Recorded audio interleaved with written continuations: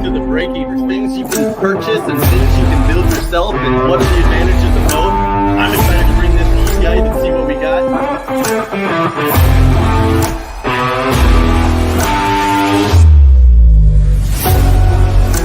It's going to be an exciting show, and I can't wait to show you what we're going to do with my fence lights. All right, Sean. There's an intro right there. Breaking shit. Man, what's happening, man? I know I saw some videos of you earlier today. You're out in the field every day now. Look, what are you in a hotel? I'm in a fancy ass hotel, right? It's my third hotel this week, and I still got one more to go before the week's end over. It's a grind. Man. Yeah. Where's the motorhome? Yeah, so this trip I didn't bring it because, well, truth be told, the new badass war wagon's not built out yet, right? So you probably people saw some pictures of a video on TikTok of the big ass war wagon we're gonna build out. I hadn't even started it. So when I get back, I'm gonna start that, and hopefully my next trip in June. I don't know, what are we in June now? I don't know. July, the next one. And I'll take it wherever I'm going. I don't know where I'm going next, Brian. People are always saying, Brian, I don't know how you do it. And I'm always saying, I don't know how Sean does it. I go, I'm going to stop when Sean stops. I say that shit all the time. As soon as I feel like I'm doing good, I look at what you're doing. I'm like, fuck, I'm barely even in the game, Brian. You pioneered this. So I don't care what anybody says. This hands-on training, you pioneered it. You literally are the reasoning behind almost everything I'm doing out here on the West Coast for hands-on stuff. I mean, I'll never be able to take it to the level you take it, but I'm going to do my best to try. But FWA can take that to real deal, real training, real job sites, real results with real fencers, right? I think it's a big deal. We need that. I think it's important to add that piece into our industry. Just an additional training, a resource where we're out there grinding. Today, I literally was hand digging holes next to the dude's been digging for all of his life, and just getting after it. Like there's no easy button. Like we had rocks, we had cable lines, we had power lines, we had gas lines. Hell, yesterday we put the fucking holes in the wrong house. Okay, this shit happens. Like the guy says, this is where we're building a fence. We literally dig all the holes, and the superintendent shows up and says, "Why are you guys here?" Well, the contract says. And the foreman's like, no, right here. And then he had reversed the numbers, and sure as shit, we had dug all the holes in the wrong house. Yeah, I've been there. We've all been there. Well, I mean, I've been there. What training's about? What do you do? Yeah. I don't know, man. You just you kick some dirt in the holes and you move over and hope that neighbor don't come home before you're done, I guess, right? Oh man, yeah, that's exactly what happened, right? And then we had to recover and still get the job done, even though we were an hour and a half into training at the wrong day. But that's what this training's about. I mean, it's real life, real circumstances, real issues, real problems. Real stuff is not done inside of a classroom, because you can't simulate real problems, because we couldn't even predict what's going to go wrong on a project if we wanted to. Man. When I show up, like I can't make this up. Wrong material or the wrong design, or hell, sometimes like we're building a fence that we shouldn't even be building, right? Or material defects. I can think of in the last 2 weeks, 2 training days where the supplier missed the mark. They missed the mark. Material not going together, holes not routed right, pickets not locking together right.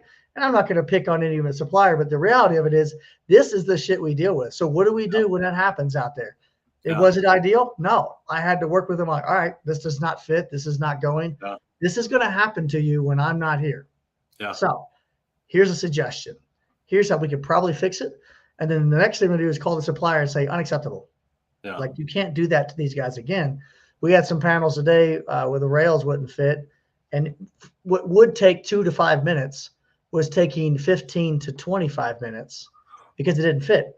You add that up on 35 panels. That's a lot of money on the table that got lost because of a manufacturing tolerance defect, whatever you want to call it. Shouldn't go together like that, right? So end of story. But. And that's interesting. I mean, I know we're going to talk about antitrust stuff, but you and I chat about this all the time. We go on and on about the problems that are out there, that happened on the job before. We're doing our best to try to predict, but we can't find. We just can't. We can't find every problem that's going to happen before the crews get out there. So the training you're doing and the training I've watched you do, even before we started talking, watching your videos and stuff, before we even knew each other, It inspired me to do what we're doing out here, and realizing even with the manufacturers that are bringing products and stuff in for the training that we are doing in the, you know, we have a mix of classroom with the hands-on out here. I'm like, hey, that's a great system. Let's go take it to the back and hook it up. We need more of that because, you know, my capacity is only here. Our industry needs this much, right? Guys that have experiences. You guys have way more experience in chain link and iron than I ever will have in my entire career. I have no dimes in that part of the world. So I shouldn't be the one beating the drum and spearheading the training, but that's what you guys out. You can do it, right? So gate operators, I mean, absolutely. You guys have the capacity for that. The FWA team has the capacity for it. So run with That's where I stop though. Gate operators, chain link, and Ironman. I think I've told you before, you give me 50 feet of vinyl fence and I will be on that for 3 weeks. The customer will be filing a complaint against the contractor's board. I'll never get paid for over 50 feet of fence. It would be a disaster. It'd be a disaster. And I'm the opposite. I don't really don't want to mess with gate operators, and I don't want the high end. I would say not high end. I don't want the commercial type projects, right? I mean, they sound cool, but I'd have to learn what you I like them because, like you were saying, that extra 15 minutes a section over 30 sections, that's the difference between going from a day job to a 2-day job. And when you're bidding jobs that are only 2 or 3 days long, that extra day is the difference between you making money or breaking even. The extra second day is losing money. I can absorb a little bit of a hit on a larger job, you know, if something happens. So it's tough. It's even harder on small jobs to turn a profit if anything goes wrong. So your training is huge. It's huge. Logistics are so important. There's a lot more to the residential world than just building fence. The logistics are almost just as important because of what you just said. If we miss the mark on any piece of that, you're going to take the 1-day job in 2 days and you've lost it. Yeah, you're breaking even on the next day. Then you're losing money. I mean, the potential to do another job. So even so just all being like, okay, I have my labor covered. Yeah, but you weren't on another job making your margin on top of that job. So you killed a day. 250 days a year, approximately, roughly, you have in a year to work actually on a job site, you know, especially if you're working 4-day work weeks. If you lose one of those, that's a big deal. You start losing 1, 2, 3, 4 a month. Add that up. I know we could go on for a week about this. Yeah, we're not here for that. We're here for you and I have been chatting about this, and we have pretty similar outlooks on this and opinions on the antitrust laws. And what started all this was us. You know, you have pretty good sized groups. You and I both manage pretty good sized groups, and we manage some groups together. And we get a lot of people that are upset, even on Facebook and LinkedIn and these other ones when we have to delete a comment or we have to not approve comments, and we're talking about really nasty messages we'll get sometimes saying, why'd you do that? Why don't you let that through? This is not this isn't against the law, and this blah, blah, and it just goes on and on and on. So I lost like 3 or 4 hours of my life last Sunday dealing with somebody who was so pissed off because of my stance on the antitrust. And I'm like, really, this is Sunday and I'm bantering back and forth. I'm dying. But I think we should have a conversation, because I think what we're doing is not explaining why and what the goal is, and it gets misunderstood. Like my bantering back and forth with this guy on Sunday, he was stuck on, is it or is it not illegal? And I was like, that's not completely the whole story of why we're doing what we're doing. Yes and no. That's where we get into, and what can be interpreted as illegal. So that's right. Which sometimes interpretation is worse than the truth. You know, so we got to be careful on that. So I think we kind of agree on that. So I was glad that I got to bring you on to discuss this. So I did some research on this. You know, beyond what I'm going to share some information. I'm going to bring Brian on here and have him explain it a little bit better. And then I want you and I to recap it. And kind of go over what we feel about this video afterwards. So I'm going to bring Brian on. Tell me what I'm going to bring Brian on.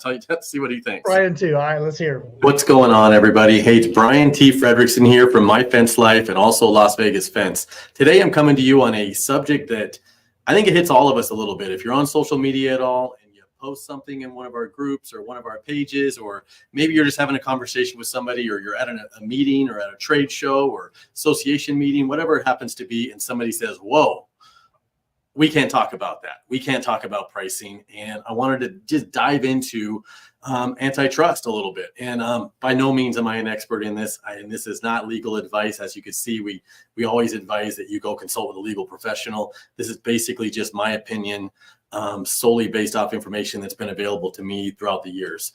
And it's a very valuable very valuable thing for you to know. The Sherman Antitrust Act, it was enacted in 1890 by U.S. Congress, as you can see on the screen here. And the concern at the time was the monopolies and the companies, and some of these were called trusts, and they would get larger and larger and larger. And with that kind of size comes a lot of power and a lot of resources to squash your competition, which wasn't good for our economy and for small businesses and stuff. So wanted to dive into this a little bit and explain my view on it, and why it's important that we know, and what's we know about it, and what's the issue with it. What's the issue? Why do we even worry about it? What was happening? Why did we care if some of these large, it doesn't affect me, right? I'm not a large company. I go to work, for Joe's hot water heaters or something, so what does it matter, right? Well, they were hindering competition. They were manipulating pricing and creating an imbalanced market, as you can see here. And it was designed to curb that so that we could have fair trade, so that you could start a company, because you may want to go from being an installer to starting your own company, or maybe you already own your own company, and it's not fair that you don't have the opportunity to grow. And what do we need it for? What's the big deal though? Still, again, what do we need it for? Can't we just go battle that on our own? Well, it was the first law that was passed, which was a really big deal. It was the first law that was passed to protect businesses and to reduce some of the activities that were going on that were reducing the competition in it. And why is that relevant? How does that apply to construction contractors? That's always interesting. We all make a living doing this. This is what we do for a living, and we must respect. How does it apply to us? We must respect the rules of the competition. If we don't respect the rules of competition, we're no better than these monopolies that we're trying to take over back in the 1800s. It's still trying to do it a little bit today if we don't have if we didn't have these laws to come into place. So while I am the last person, if anybody knows me, that would be out there saying, let's push for more laws and regulations, there are some laws and regulations that do help our industry and our economy and our businesses as a whole. So this is one that I wholeheartedly support, without a doubt. And we're going to get into a little bit more about, what happens if we disregard those rules. Should we cross the lines? Disregarding these rules, it can lead to severe penalties, both legal and financial. So, not only can you get in trouble and get a slap on the wrist and maybe affect your contracting company, but there could be huge financial ramifications to this, including jail time. So when it comes to the pricing, you do not want to cross the line. And it comes down to, if I'm talking to somebody that's not a competitor, sure, can you mention something like, hey, that's what I charge? Or can you encourage, I think you can even actually say, again, this is just from my experience and my knowledge in it, you can say, hey, I think you should charge this amount of money. But if I don't go into an agreement with somebody to actually do price fixing and things like that, if I don't go into an agreement saying, hey, we're both going to reduce our pricing, I could suggest that somebody lowers their price and they can just not listen to me. And if they don't listen to me, then it's really kind of irrelevant. But if they do, even if it looked like it was interpreted like we had an agreement, you could get into trouble. So you don't want to cross those gray lines, and it's better just to just not discuss it at all. It's crucial to avoid any agreement or understanding among competitors about what rates to charge. Doing it could literally, it could be viewed as price fixing, illegal under the Sherman Act. And again, that is a huge mistake. It's a huge area you don't want to get involved in. So, when you get into the communication do's and don'ts, engaging with competitors on social media and other platforms, it's risky, really risky. If you're discussing certain topics, especially if it's pricing, bids, market division. And market division is another thing that if something you don't even want to touch on, you don't even want to be discussing with somebody, much less have some sort of paper trail or some sort of digital trail that you're talking to somebody saying, hey, I'm going to take these customers on this side of the river and you take all the customers on this side of the river. It's illegal. You can't do that. You can't reduce competition. You can't reduce the options that these customers have for calling and making phone calls and getting quotes. You're going to get in trouble for that eventually if for some reason the wrong person finds out this is predatory bidding, and you're not allowed to do that by any means. What are the gray areas? I'd love to have your opinion what these gray areas are. What is it? I would say anything has to do with pricing, like we were just talking about. I'd love to have your input on this, though. Reach out to us. Do something in the comments here. Post something and let us know. And it's generally okay, though. Not every interaction with your competitors is harmful or illegal. I mean, it's generally okay to talk to your competitors. I mean, you can even post your pricing up and things like that. It's not illegal just to do that. But activities like discussing industry standards and practices, those are legal. You can have those. You can participate in trade associations and trade shows.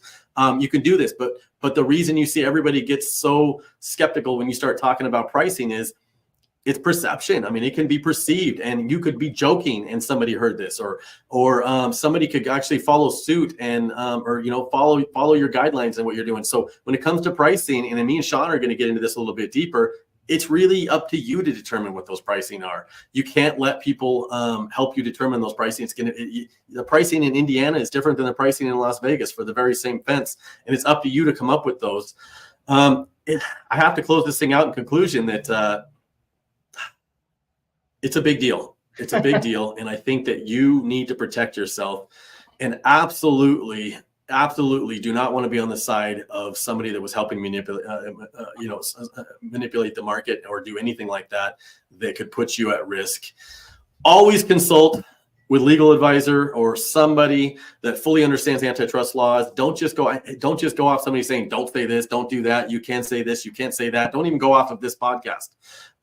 Find some legal advice on it. But I'm one of those people likes to dive in a little bit deeper, and I don't like somebody just saying, hey, don't talk about pricing. It's not that you're breaking any laws. It's not that you're doing anything wrong talking about pricing. You're just doing something wrong if you enter into, whether it's a verbal, written, any kind of agreement to manipulate the market, divide the customers up, do anything. And that might even include somebody that comes into your area and says, hey, it could be a manufacturer, it could be a supplier, it could be anybody that says, hey, I'm going to come into this area and I'm going to drive the pricing down so low that I can afford to lose money, and all the other competitors go out, their competitors go out of business, and then they raise it back up. You don't want to be any part of that. You don't want, or competitors say we're going to raise our prices up together. That's also, so it's not always necessarily just raising your price is part of violating the Sherman Act. So stay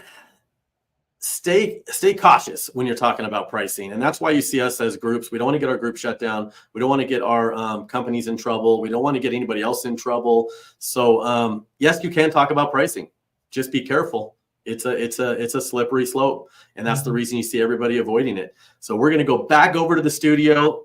Sean and Brian are talking about this a little bit more in depth. We're going to take some of your questions and see what's going on. Wow, that guy, man. He always has a mouthful. Hat colors or shirt colors, right?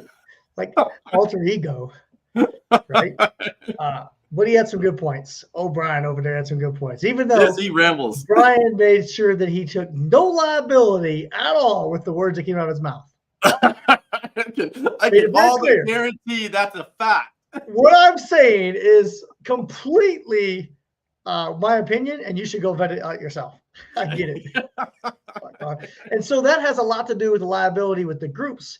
Yeah. So yes, I do run a group, and I do delete the price when people say, how much do you charge per foot, or how much should I charge per foot? Normally it gets deleted immediately. And that's that liability piece. Like, I don't have time to watch that whole post thread, right? So as soon as that question comes up and I'm not paying attention, there could be a whole thread of guys saying, this is what I charge, this is what we should be charging. And then that slippery slope you mentioned starts to happen. And all of a sudden, I'm guilty because it's in my group and I had zero to do with it, right? And I don't want the liability. I don't want the liability. Now, I also believe, Brian, you and I talked about the fact that to help our industry, I think is more important than the Sherman. I'm more worried about helping our industry than I am the Sherman Act. I really believe the reason why we should not just blatantly ask what we should be charging is because that's setting you up for failure. If we don't teach you how to fish and we just give you the fish, as soon as you leave, you starve, right? Yep. So if we teach you how to understand what you should be charging based on your costs, the profit margins you want to make, the overhead that you have, then you can go to war. Yeah. And you can control your pricing all you want, right? Yep. Yeah. And I think that's the most important piece is people get stuck on, is it or is it not illegal? And just like you said, yes, it can be illegal, but just saying I charge X per foot isn't necessarily illegal. Yep. It's getting a group of people to collaborate and all agree to charge that in an area. That is completely illegal. We all agree. And so the first step in that direction is the first state that Sean King charges this. And if I do that, I promise I will influence people in the industry that says, well, Sean charges X.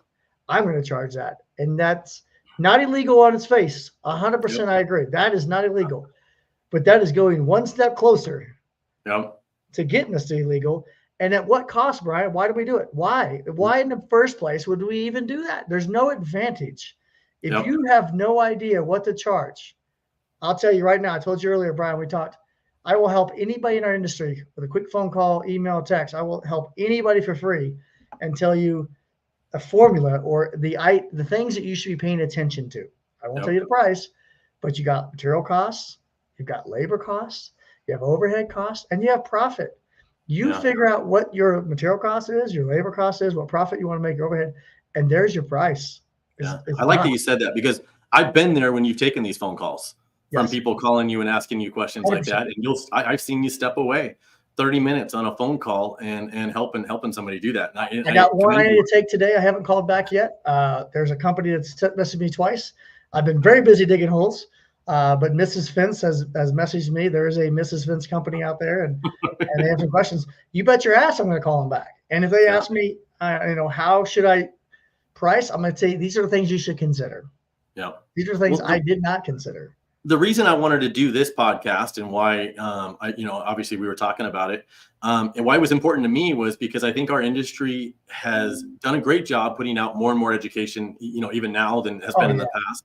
But we've also done a great job just telling people, know your numbers. Yep. Know your numbers. Okay, we're not going to help you. You know what? No, don't take us price. Just know your numbers. Well, some companies have no idea how to figure that out. What you're talking about. Know your numbers. Know your numbers. And we don't do a good enough job explaining them how to figure that out. And there's simple ways to do it, and there's more complex ways if you want to get more detailed. Yeah. But we got to put more information out there to somebody that just started off on how to get those numbers and how to get to those numbers. But we're quick to say, build that gate per this standard, know your numbers, do this. And then we just send them out and say, you're doing it all wrong. And I'd like to see us as a whole get to the point where, if we're going to tell somebody to know this or do that, that we should at least be able to back that up with, this is how you do it. Well, so saying something like know your numbers is kind of a cop-out bullshit answer, right? Like what value does that give to anybody? Know your numbers. Like what exactly are we trying to tell them, right? Yeah. So there's more to the story. What numbers should I watch? How should I measure those numbers? Why should I be looking at those numbers, right? So I'd be careful with, we say know your numbers, I think too much. I'm guilty of saying, I've said it, know your numbers, but the reality, you stop and think about it. Look about a brand new fence company. And I've met several that have never built a fence. They come in our industry, they're brand new, and they hear know your numbers. What do you think that means to them? Yeah. Like, it's just what numbers? Yeah. Tell me what to measure. Yeah. It's almost patronizing in a way. It really is. It's like, it's to the point where you don't even want to listen to that person anymore. And you feel like they're talking down to you when somebody says something like that to you, and you have no idea what they're talking about. I block it out. And maybe you do less of a good job trying to track those numbers after that. Or you just say, I'm going to do it differently than that guy. And I'm just going to take the materials and labor and come up with a percentage that I mark it up. And they don't ever really get to that point where they're knowing their numbers, because they were turned off by it once we started doing it. So so I think that we got to come up with something we can tell people, this is a good formula to do it and figure it out. And it's a big difference between 1 truck and 3 trucks. I mean, when I'm running 6 trucks, the daily rate that I would charge for my truck is half of what I would charge if it was 3 trucks. So it's a huge difference, and you got to be able to help somebody figure that out. I think just understanding that they need to, at the basics, the 4 buckets. I've preached this for many, many years. You can make this as complicated as you want, but at the end of the day, in our industry, we have material, we have labor, we have overhead, and we have profit. So if you can just know what those numbers are going to be per job, you're going to have to figure out what you have to go buy to build Mrs. Jones' fence, what type of time it's going to take to build Mrs. Jones' fence. And then the hardest one for people to understand is that there is a thing called overhead, whether you believe it or not. 1 truck or 50 trucks. A lot of the guys at 1 truck don't see overhead. They just don't, they can't wrap their mind around it, right? 50 trucks, those guys probably understand overhead pretty well, right? Yeah. But at 1 truck, it's hard to see. Even 2 trucks, it's hard to see.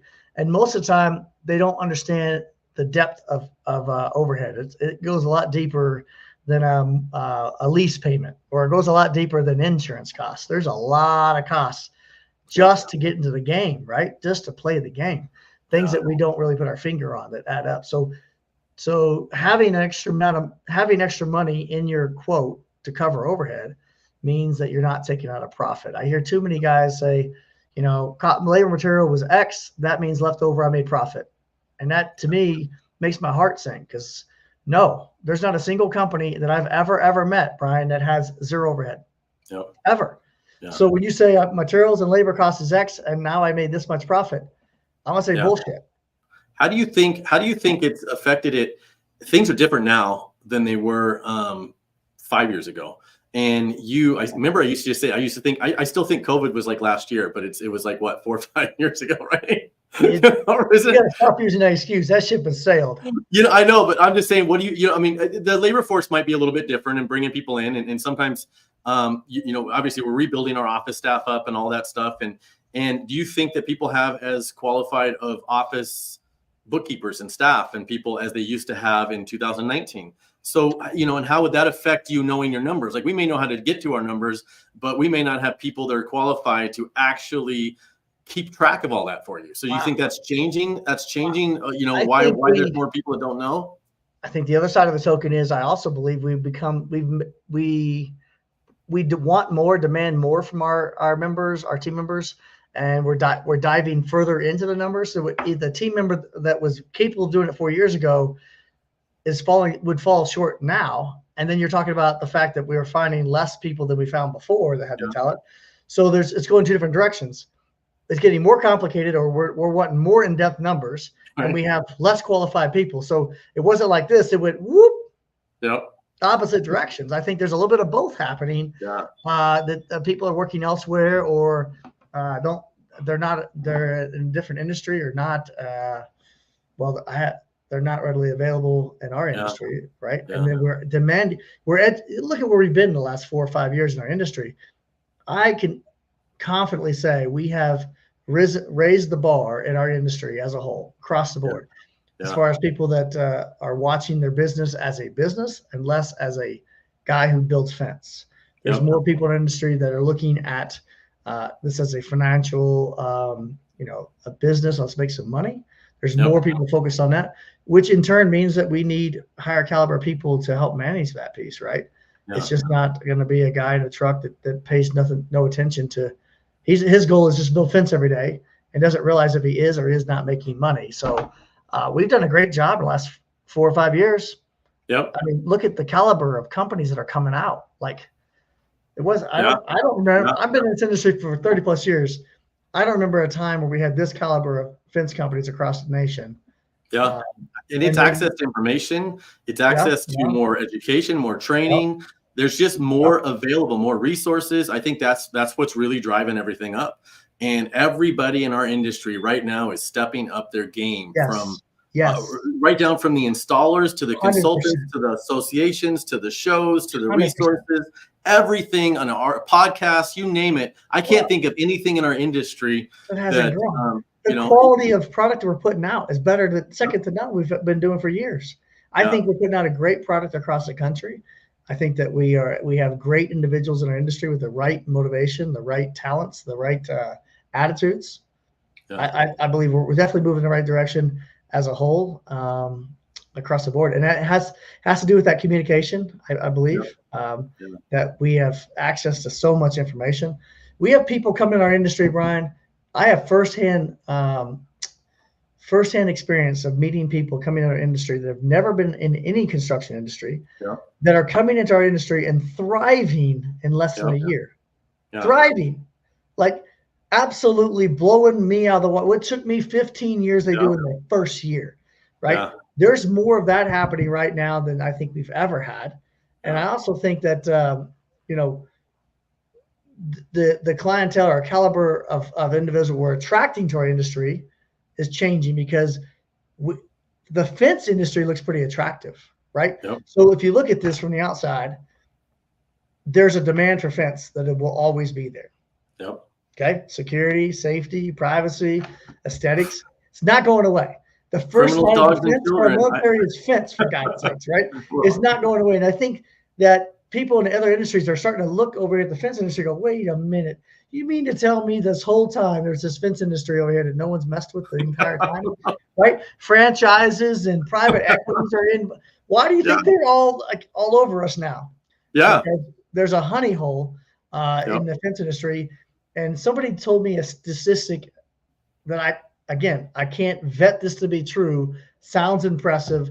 We're a $9 billion industry, and in the next 10 years, going to go to 18 billion. I heard it was higher. Well, but even that's doubling our size in 10 years. You think we did that in the last 50 years? Yeah. No way. No way. So we have the attention of people outside of our industry, private equity, franchises. There's multiple franchises already, and there will be more.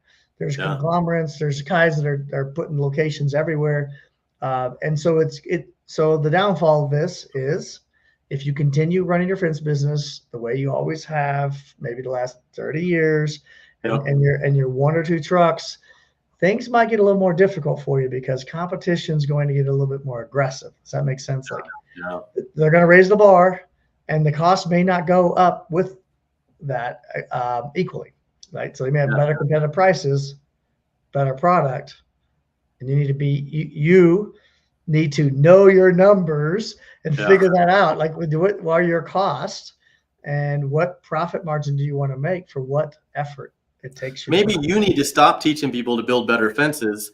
Maybe you're part of the problem. You know what I mean? And that way we can keep everything at a quiet level. Nobody wants in, and we can all continue making money. Yeah, tell me, that's some antitrust shit right there. We got to shut Sean King down. That's it. He's helping all the little guys and big guys. I mean, it's the thing. Get a position. I coached a company the other day, had a brand new fence company, one employee, one team member. And then I've coached, the same week, a company that has 30 crews. Yeah. Right. So both sides. Yes, the big companies like, wait, why are you teaching little guys how to make more money? And then the big guys are upset, like I'm teaching them how to be more productive, which now the other big guys are like, wait a minute, that's not fair, right? Yeah, I know. But it is fair, and it raises the bar. Competition is what we need, because that makes all of us better, right? So if we didn't have competition, and that's why this whole antitrust thing is so important. We need good competition. It holds all of us accountable. I'm not the only coach in our industry, and that's great. I'm not the only, consultant in our industry.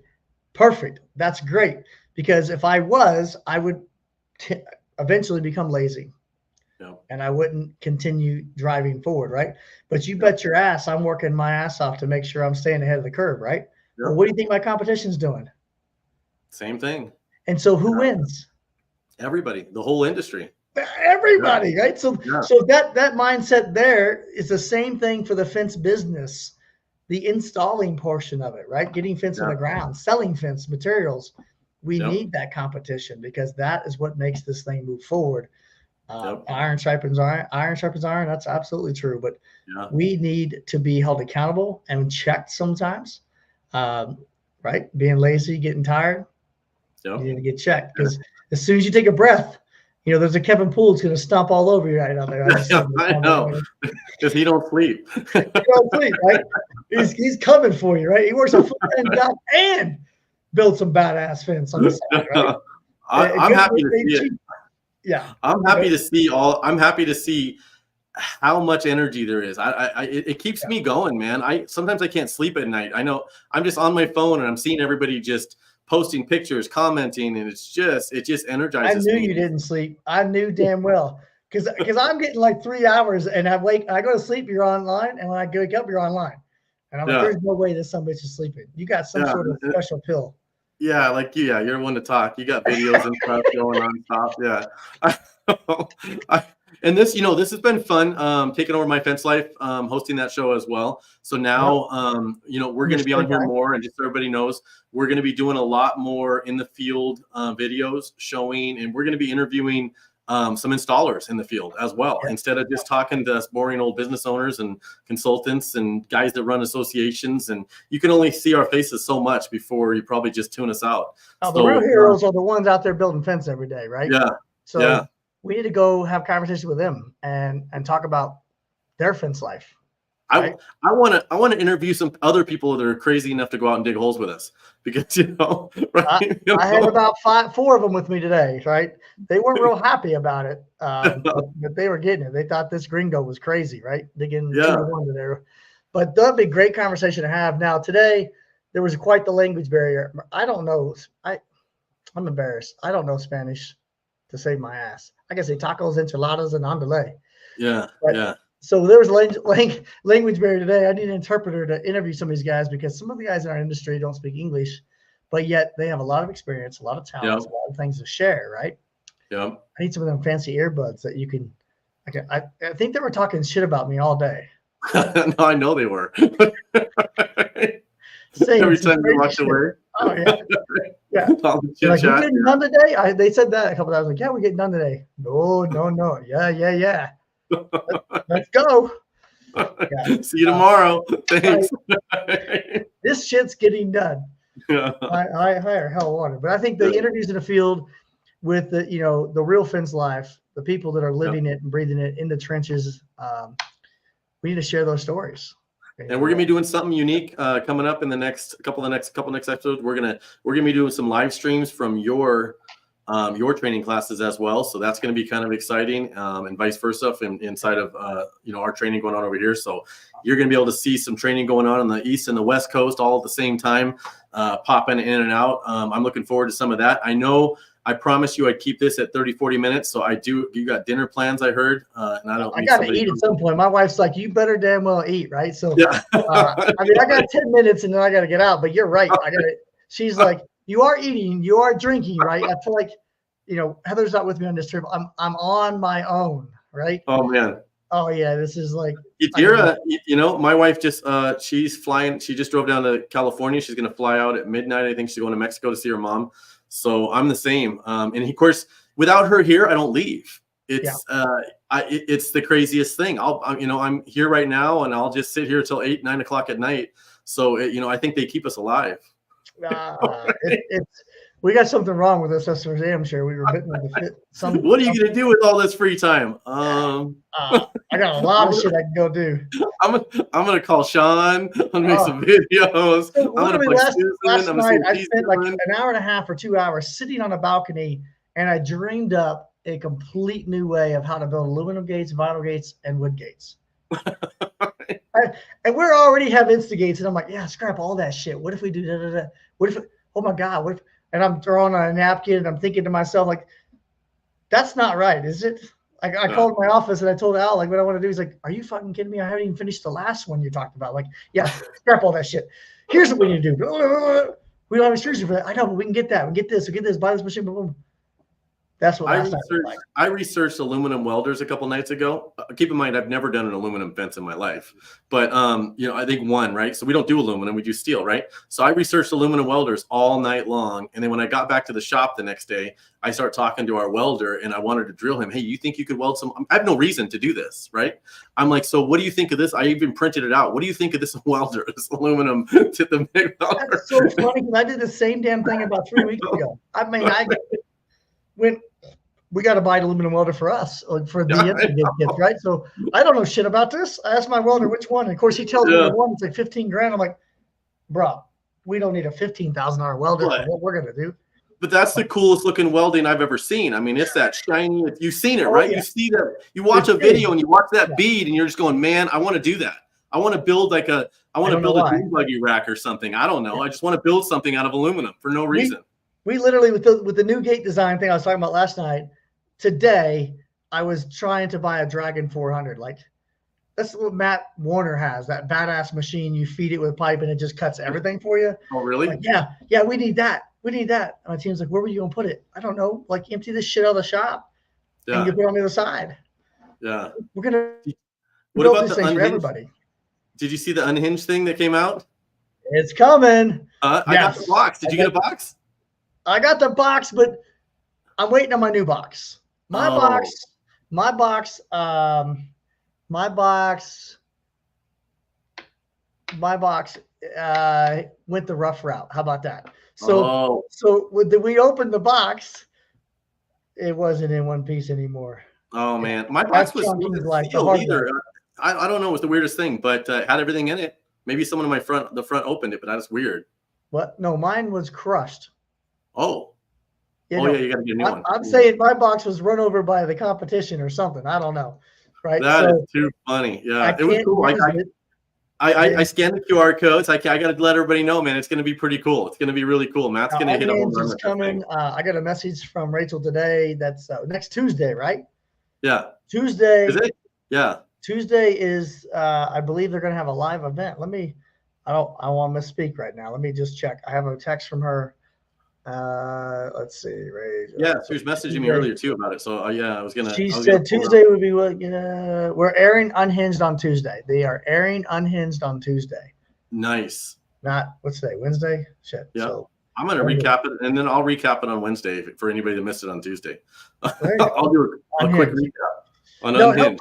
How cool is that? You talk about the cool things in our industry that are happening right now. That is an awesome idea that the team at Empire, right? Matt Warner and the team and Rachel and my salesman have come up with a way to get information to our industry delivered differently than a podcast or a magazine or Sean King screaming at you on the damn YouTube video or TikTok, right? They've taken the time to put learning nuggets into a story. Yep. That's crazy, huh? The first thing I thought of is, how do you have the time and the patience to even fathom that idea? Somebody, I don't know. I'm going to talk to him one day about how he wrote all that, or if that's a team of people helping write it. I'll probably never get that information out of him 100%. He told me he did have to hire a badass team.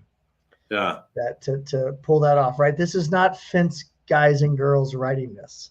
Yeah. These are talented people that are taking our industry. They're not from our industry and writing this content. Yeah. It'd be like you and I trying to write one of those. And then Billy went to the hardware store and bought some concrete. Hey, Billy. Billy, are you going to mix that concrete, Billy?